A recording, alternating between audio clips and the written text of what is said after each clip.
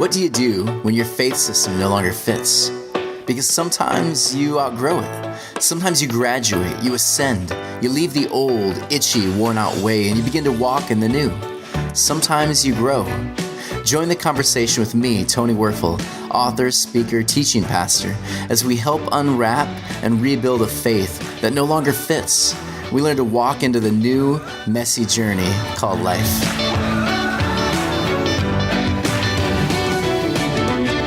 Hello, everyone. This is our 15th podcast, and today's episode is Sodomites, Homosexuals, and Mishpat. So I hope you will enjoy this.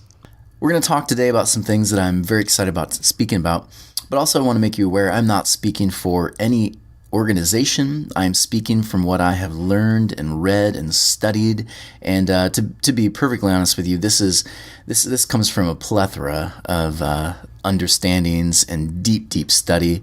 And it actually moves all the way back to the original understandings of the Greek and the Hebrew and the cultures. And so I'm not speaking for any group or church or anything like that.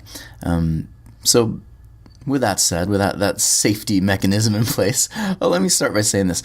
I shared some of the ideas I'm going to share with you today at a fairly conservative place in Georgia. And I spoke about viewing the Bible in what I believe is a more responsible way. And what happened was really interesting, because I had a large group of people that came and said, we want more of this. It's so life-giving. And they started asking for more. Like they kept saying, we want to understand more of meaning over literalism. The message I was basically sharing. So it really opened up their eyes, and they sat with me. They asked tons of questions, and we had really good conversations. Then there was a smaller group that were pretty threatened by all this. And because some of the questions I asked, the ethos of their community, it didn't have answers for some of these things. And so what did they do? They started attacking. They posted angry comments online, called certain people so that I would be silenced. It was really fascinating to watch it all play out. It's safe to say I probably won't be speaking there for a while, at least in those circles. So we have these same moments often, I think. Something changes or shifts the way that we've always perceived it, and then something changes.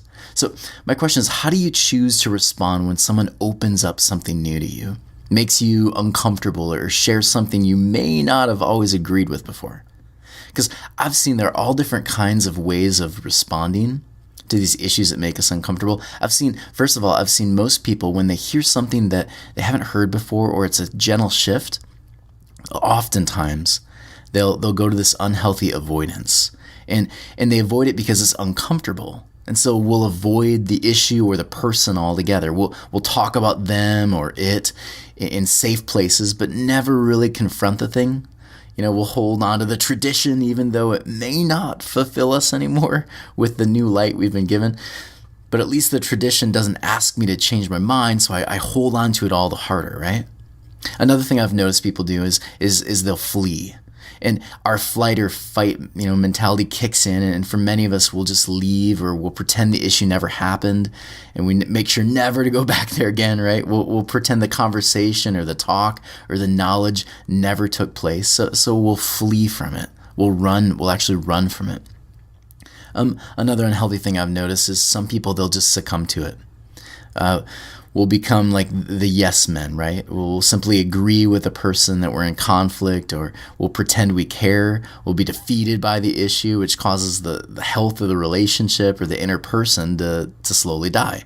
And so we'll outwardly agree, but inwardly we'll be at total odds with the person or the idea or the thing that's caused us to view the tradition differently. And so those three things, I see it often, and I think it has the potential to really ruin a person. I think the healthy way of dealing with something, that some new knowledge or a new idea that maybe breaks from the tradition, is to learn to confront it.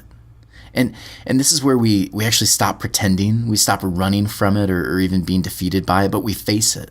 We step into the uncomfortable, we seek to understand the new knowledge that's been presented. That, I think, is a healthy way of dealing with things that cause us to question what we've always thought, question the convention of the day. So with that being said, My hope for you as listeners is that you would choose to engage in the conversation in responsible ways, always thinking of growth. So if you hear something today that may differ from the traditional, take time to wrestle with it. And so with that said, let's just dig in. Let's dig in to things I've found really interesting lately. There's a word that I want to introduce you to, and the word is mishpat. And so in the Hebrew, there's this word used to describe justice, mishpat, and it occurs over 200 times in the Old Testament alone. So the basic meaning for the Israelite tribal people, they were a people who were looking for a different kind of justice, right? And so we see through the narrative of the Israelite journey that they are beginning to engage in conflicts rather than avoid, flee, or succumb or attack. But something started to happen in the small tribe as they encounter other nations that didn't believe the same way as they did. So strangers that they saw the world differently, the struggles within their own community, families, when they're breaking tradition, how do we keep a sense of justice, right? So they were a people who were just out of slavery. They kept falling back to old habits. And the question then was, how do we live this new life of justice? How do we steer away from the things that keep bringing us brokenness? So for them, they now understood that justice, which is when things become when things become whole again, when things are restored, when something was broken, it gets fixed again, restoration, repair, justice, mishpat. The goal was, how do we get there? How do we get there? So for some of the writers, finding justice was to seek mercy, walk humbly, as Hosea the prophet would say. Seek mercy, not these barbaric, violent sacrifices. So there was that voice. But then there's the other one. There's the other way of confronting the issue, the other person, the one that doesn't agree with me, the enemy, or the issue that confronted my conventional thought. And that word was radah. And radah is the idea of lording power over others, to experience justice, right? Eye for an eye, child sacrifices, radah. So you have mishpat, but then you have radah. Both different ideas of justice, but different ways of bringing justice. And because we understand this tiny group of people, they're on this trajectory away from radah kind of justice. Even though from time to time, yes, they fall back into wars, oppress others, they're also hearing messages of a different kind of justice and a different way of living. So essentially, you've got these two different ways of bringing justice. Again, radah, mishpat. So do they use force or bring others into community? That's the question they begin to look at. That's the question they struggle with. So for other nations, they basically observed that the way other nations would experience justice was through force. And I think we probably understand that, especially in the time period we're living in America. Does force win the day, or is a new kind of politic needing to be put in place? So what they would do is, these other nations, they would force the ones they were at odds with or conflict with through sacrifices and murder, rape, all signs of dominance.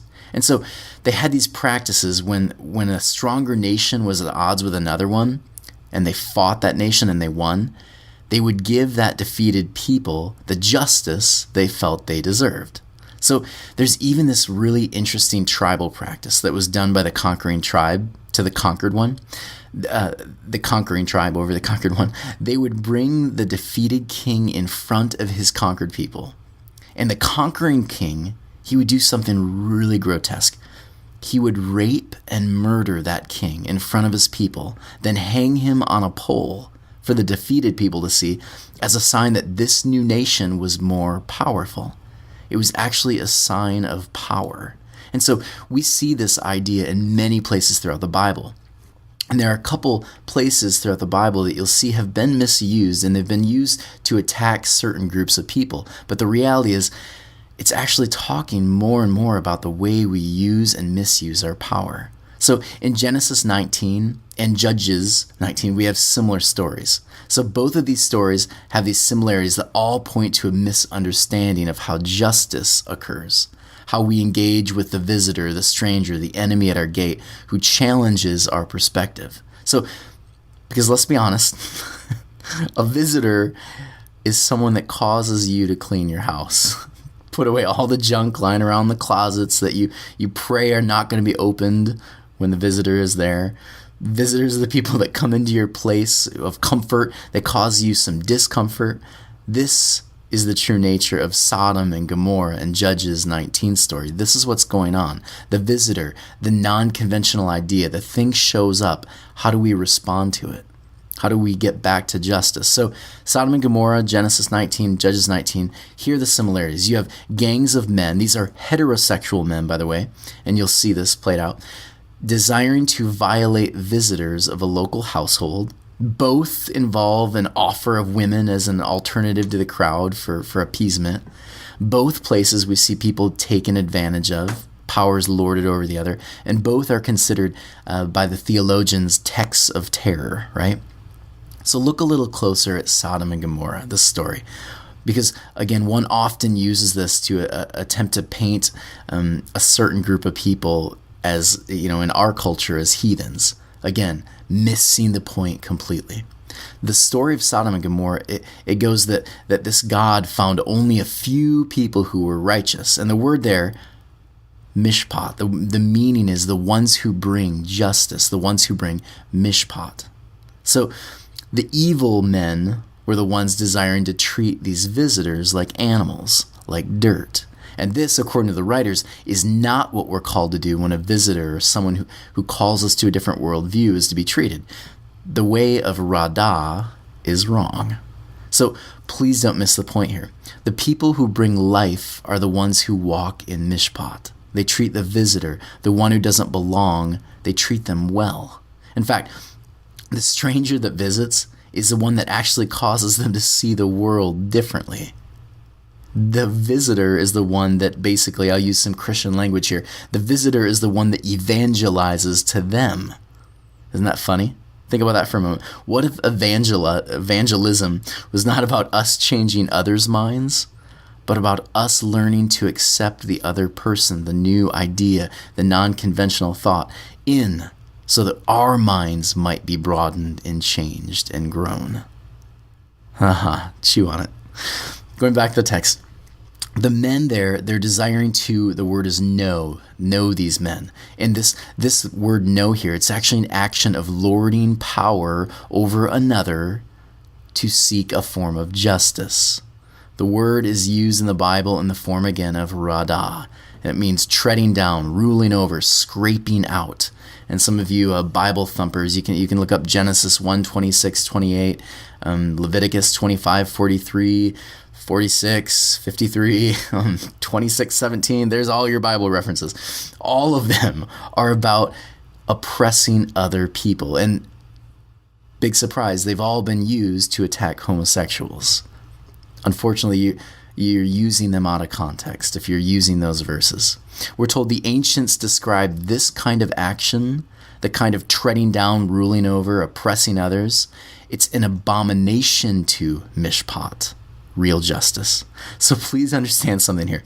The story was about a group of heterosexual men desiring to lord power, show dominance over the visitor, the one coming from the outside into their circle. So this is not a story about homosexuality. It's a story about the abuse of power. Now, let's look at another place in the Bible that's often quoted by certain fundamentalist groups. In Leviticus, which again, Leviticus is this entire book on how to navigate life differently. And in this book, there's a word for these abominations we just discussed, and it's tovah. Tovah, detestable acts. And they're mainly revolving around worship.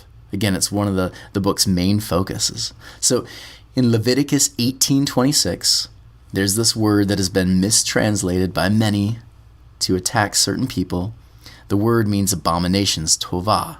And so there's this list, especially, again, here, Bible thumpers, here you go. Isaiah 1:9-23, Jeremiah 23:14, Ezekiel 16:49, and Leviticus.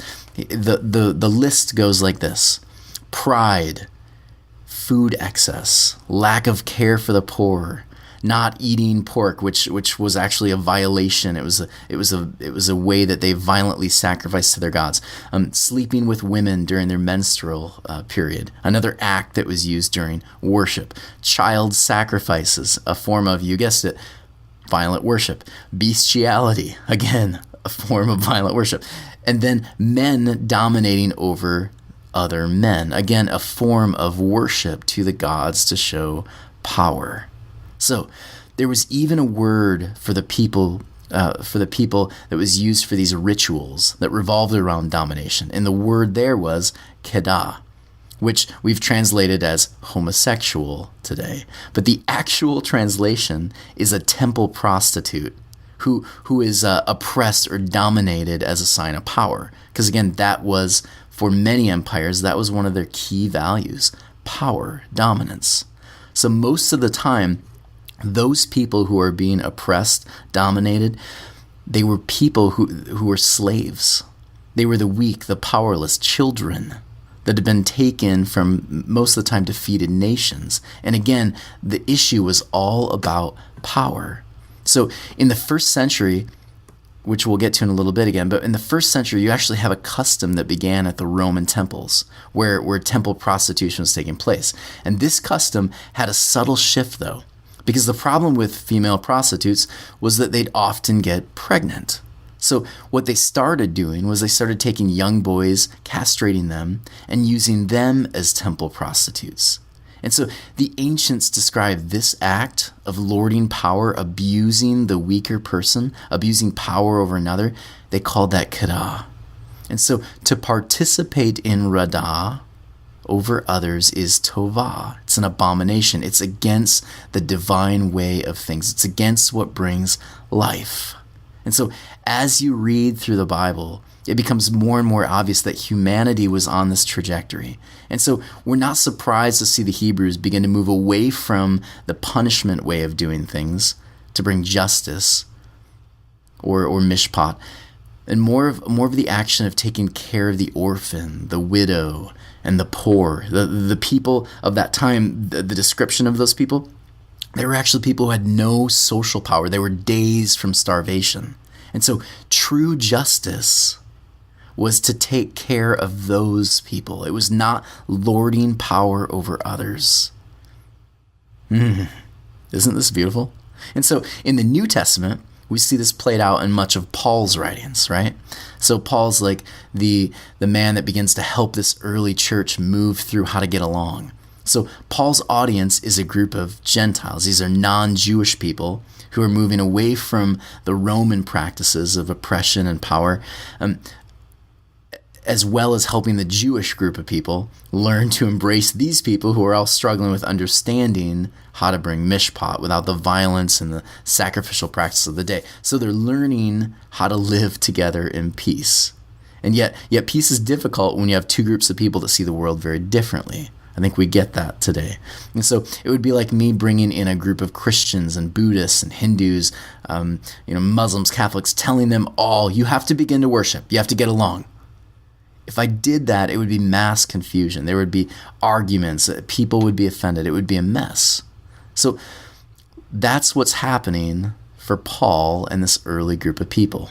So let me give you some details here about the nature of what Paul's dealing with a little more. There's this Colosseum picture. There's this picture of the Colosseum and the violence that was taking place. And so here are a couple things that the Greek culture passed down to the Roman culture of the early church period. First of all, young boys in that culture were considered tempters. This actually came from the Greek culture, but Rome adopted much of the Greek culture. So young boys, they are considered tempters, and they're often blamed for being too attractive. So much like we blame girls today after they've been taken advantage. Oh, you dress too provocatively, which is just terrible. I hope no one ever says that. But that's what was going on. So as we said before, they were used and abused during temple worship. These people were being oppressed. And even the paintings of the day, when you look back historically, they show this when they paint boys. They show them as tempters. They have these little red tails. They look like little demons.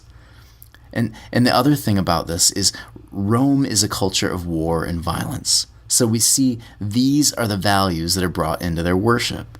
So one man showing dominance over another man or a woman was the common way that they would show their values, show the gods worship. And so their Roman boys would take advantage of these slave boys, these eunuchs. So in 1 Corinthians 6, this is one of these verses that's often used, again, to talk about homosexuality. Reality is it's completely missing the point of what is going on here. But let me move on. We observe in this 1 Corinthians 6 where there's this long list of things that keep people from experiencing life together and worship, because that's what Paul is talking about. And so in verse 9, the word here, it's actually not homosexuality, nothing to do with what we know today. The word is malakos, and it means soft. It's a reference to these boys used in pagan practices. And you can actually find this often in the Roman writings, this concept of malakos. And so this is what was seeping into the early church. And the question was, how do we help guide our new community away from that kind of culture of violence and oppression and dominance? And we also see there's another verse that's often used, and it's 1 Timothy 1:10. And that gives another long list of things keeping these two groups from becoming one. Experiencing shalom, justice. And big surprise, smack dab in the middle is the idea again of oppressing others. And the word is translated today by many of our fundamentalists homosexual. But the word is arsenic coitus, right? A reference again to the practice of sexually dominating another person in worship. So it's actually a word that Paul coins, he creates. He takes a Hebrew idea and a Greek idea and he kind of meshes them together. And so this is why the word arsenicoitus has been so hard to define for people. And so I want to share with you something really interesting. This word wasn't always translated homosexual in a reference to our friends in the homosexual community. It wasn't actually a reference to that at all. Look how it's changed. The word has evolved. In 1587, the word was translated as, again, from arsenicoitus to buggers. 1587, buggers, you bugger. 1607, it was abusers of themselves and mankind. Again, it still connects with the idea of someone dominating the other for power. 1729, the translation is the brutal, people who are brutal with one another. Still makes sense, right? 1755, it moves to Sodomites. Interesting. 1899, the word is translated, again, arsenicoitus, to liars with mankind. And then in 1946, it's translated, it moves away from the original meaning that arsenicoitus has, and it moves to homosexual. And then 1958, perverts. 1966, homosexual perverts. 1973, homosexual offenders. 1987, practicing homosexuals. Interesting. So what's even more ironic about this list for me is, if we're going to be honest, this word, it starts out in connection to someone who uses their power, their knowledge, to oppress the other. And it ends up in our era as a word used to isolate and oppress a group of people. So interesting. Because in the book of Romans, we have another use of another word, which essentially meant the same thing. Paul, of course, he's attempting, once again, he's going to try bringing the different groups together. So let me share with you even more, because this verse in this chapter is often used out of context. So watch this. In Romans chapters 1 through 3, Paul, he's focusing on how their need to pass judgment on one another, exert like a sense of control or power on the other, it's actually what condemns both of them equally. Makes sense. So Romans 2 verse 1, Paul, he actually points out that you're all doing the same thing. And what are the same things? What does a self-righteous Jew and a pagan Gentile have in common? He goes through a list, just like the others did, of ways in which both groups are attempting to exert power over the other, to judge the other, to hold, to oppress the other person. So There's this verse in Romans that's often used as pulpit missiles against the LGBTQ community, but the reality is that within context, it was about lording power over others, which is unfortunately what people have used this verse to do. So in Romans 1:26-27, Paul says the issue that binds both groups together is their desire to lord power over the other. They actually worship their own power. So over and over again in the Bible, we see that this small group of people, if this group of people is going to be in harmony with one another, if they're going to experience shalom, nothing missing, nothing broken, they have to seek restorative justice, not violence, not oppression.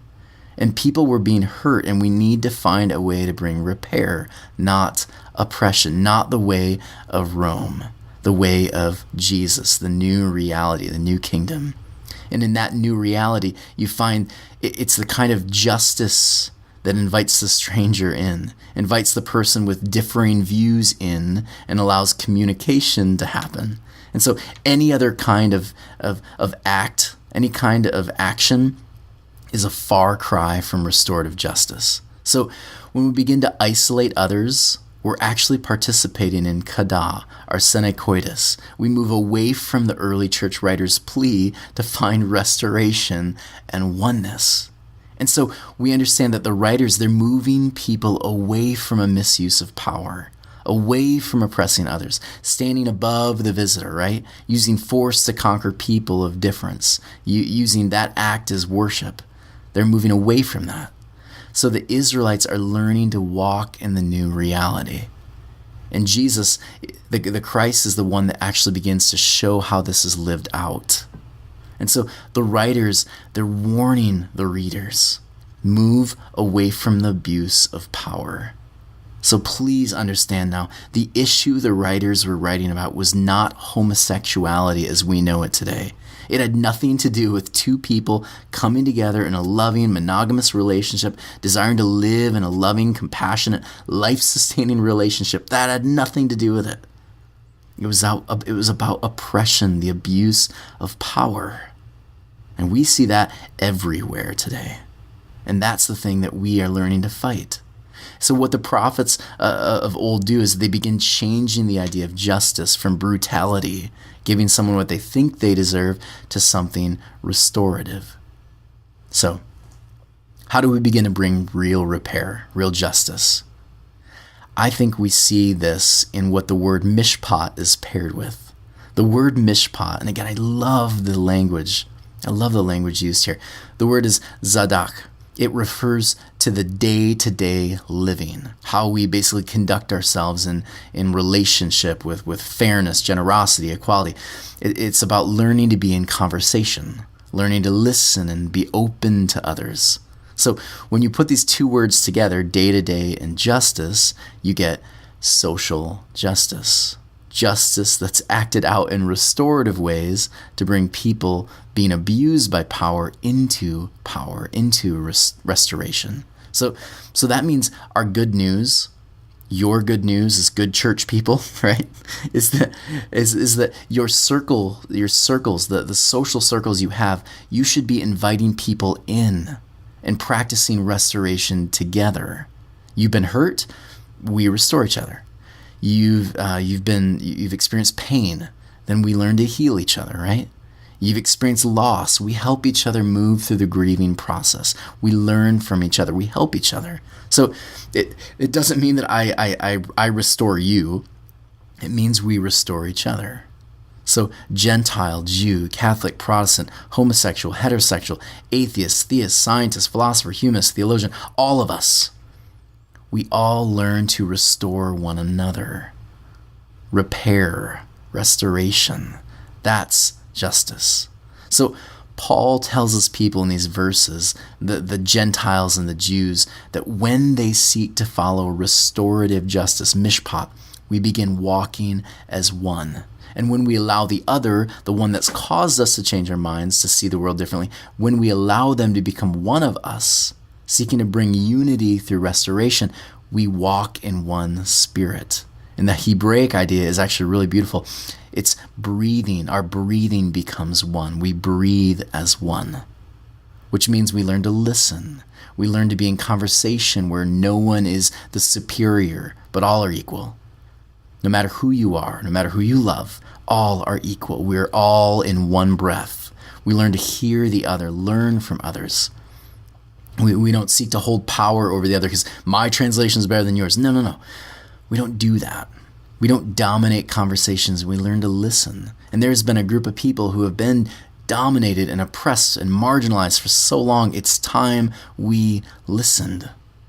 We allowed their stories of oppression to make us feel uncomfortable, which maybe would enable us to see our part in their pain and maybe partner with them in repair, right? Maybe we learn from each other. We allow the visitor to take us into their world. And maybe when they do, we lay down our constant need for power. Maybe our hearts could be touched by the knowledge of what happened, right? We begin crying and praying, growing together. Let me say it this way. I'm getting all riled up. What if the homosexual person you've loved but hated their sin, which again, after studying this today, I hope you'll never say that stupid phrase again. But what if that is the exact person, that person is the exact person you need to evangelize to you the most, if you would just listen to them? What if rather than standing at a place of safety, attempting to hold power over others, we chose Mishpat? We allow ourselves to be evangelized. We allow ourselves to participate with God in repair for all of us. A mentor friend of mine, we were talking, and she frustrates me because she brings out things that are just, painful. And I told her I was struggling with a certain person, and this person just seems to bring a lot of baggage from my past up. I called them toxic over and over again, and I almost feel like I can't breathe when I'm around them. And she said, "Yeah, I see, but I want you to stop a minute. I want you to calm down. I want you to breathe." And then she asked me a really difficult question. She said, "What have you learned from this person?" I remember thinking, are you kidding me? Like, learned? What did I learn from that person? Nothing. Right? Nothing. Why would I learn any? And then she says, what have you learned about yourself through them?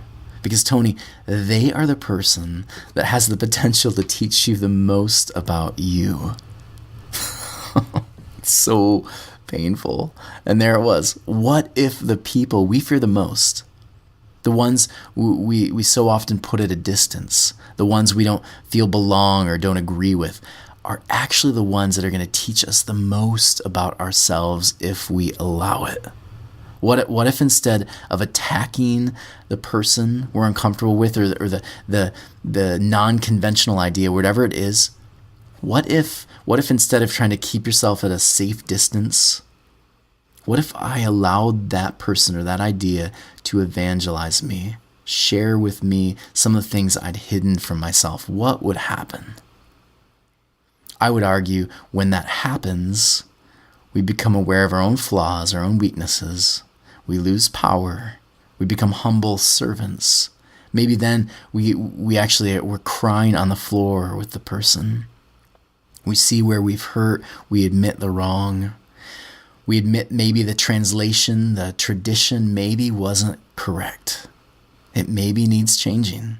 We hold the person who's been abused, understanding how we've sometimes been the abuser and the abused. We become humble repairers of the world, seeking justice, right? I shared some of these thoughts a while back, and I had an individual come to me, and she said, "Tony, thank you." I said, "Why? Why thank you?" She said, I felt like a disease my entire life. And what you said today gave me freedom. And when she said it, it just broke me down. And I think if we're going to be responsible, we need to understand there are a group of people who are being hurt by the misuses of these translations and these verses. They're being hurt. And I think it's our opportunity, our responsibility to bring justice, to bring repair, restoration. And I think we share this stuff with others, and we do it in a loving way, but we share it so that others will not feel like a disease. Others will understand that they are welcomed and loved who they are, exactly who they are. They don't have to change. These verses were not about them. And so maybe we begin to share that with others. We bring real mishpat. Blessings this week, and I can't wait to talk to you next week.